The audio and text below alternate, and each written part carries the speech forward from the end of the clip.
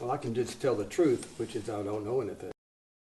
9164, a.k.a. the GOAT. My name is Marion O. Smith. Marion. I am not NSS 9164. I'm a Johnny come lately. I started caving on a regular basis in 1966. And today I'm in Hardin County, Kentucky, where I've never been in the cave before. In a cave that has a generic name, Peter Cave, which is a saltpeter cave, about which I know absolutely nothing. And the names we saw today did not help me enhance that nothing. I still know nothing. And I really can't speak to the history of this cave. I wish I could. Well, this is definitely a saltpeter cave. There's plenty of evidence all throughout this, well, the sections I've been in. I haven't been everywhere.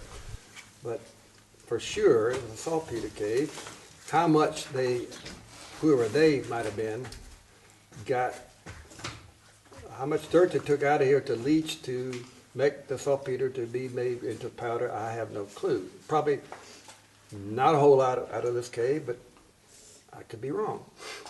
Anyway, in Kentucky, as has been pretty well proven by Angelo George and Gary A. Odell, who have been studying Kentucky saltpeter caves a very long time, Kentucky caves were mined from the late 1700s until in the early parts of the 19th century, with the emphasis during the, we call it the frontier times. 1812 is thrown out as a prime time because of the war with England, where we used to be buying the saltpeter from them, but since we were fighting them, they didn't want us to, buy their saltpeter. So we resorted to more digging in caves in West Virginia, what became Western Virginia, West Virginia, Kentucky, and Tennessee. And Kentucky in the 1810 census had a rather, 1810, before 1812, I forget the number, but it was a couple 100,000 or more pounds they claimed in this very incomplete census. Whereas at the same time in Tennessee, they reported 144,000 pounds. But Tennessee was secondary to Kentucky. Kentucky was the one that producing probably the most. And there were agents in various places like Lexington. There were powder mills in Lexington and other places. There are pick marks in this cave. There are some tally marks. There are many stacked rocks. There's wood fragments, but that could have been from other tourists in the 1800s, early 1900s, the wooden faggots, so forth. It's certainly not the most heavily dug cave I've been in even Kentucky. I've had a few Kentucky saltpeter caves along the way. Back in February, several of us went to Cedar Springs saltpeter cave. I guess it's in Edmonson County. And now the original people in the 1800s went down a slope horizontally.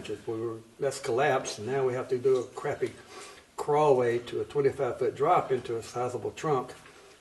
Has one of the more impressive man-built walkways I've seen in the cave, and with some other stuff. And some caves I've seen, two caves I've seen that you could walk underneath of that, or our bats were suspended over a chasm, kind of like we're in, only not as wide as this one, which is, 6 or 8 feet wide right now. Denny Saltpeter is one in Kentucky that I've seen. All right, I've been in, I don't know how many hundred, at least 200, maybe a lot more, caves that have been mined or prospected for saltpeter. Rogers Cave in Warren County, Tennessee has been used for multiple reasons, like closing the entrance to keep livestock in it. But it is a simple one-passage cave. Big Bone Cave is a mess. It is complicated. It is horrible crawlways that miners went through, and they were blasting to get through places, and very complex. So it really goes through the whole sphere. And in Tennessee, there's a cave. Are you ready for the name? Vertical Peter Cave. And Vertical Peter Cave is a cave that has some pits in it. And they put the best, well, I haven't been there since 1979, but in 1979, there was a windlass intact up on a platform above a 30-foot drop. Now, we actually rappelled it next to it. And that thing was well preserved then. I hope it's still there. But beyond that, the miners didn't go, but it turned out to be a 74-foot pit beyond somewhere, which I've never been down, by the way. But it's a variety pack. There's another little thing in Tennessee that's a Cassville saltpeter pit. It has a little rinky-dink drop. And it had the remains of a windlass, but it's in a wet area that's rotting away. And Big Bone Cave has wonderful artifacts, and it needs to be gated. But there are some ungated caves in my part of the world that has well-preserved VVATs, like Calfkiller Saltpeter Cave, which is actually, I believe, owned by an NSS member now from Alabama, and that kind of thing.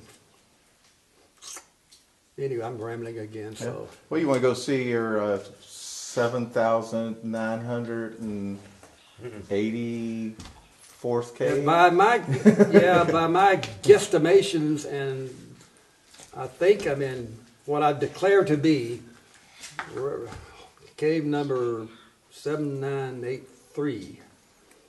What the actual number is, I don't know. Okay. Well, you want to go see 84? Well, sure. Okay.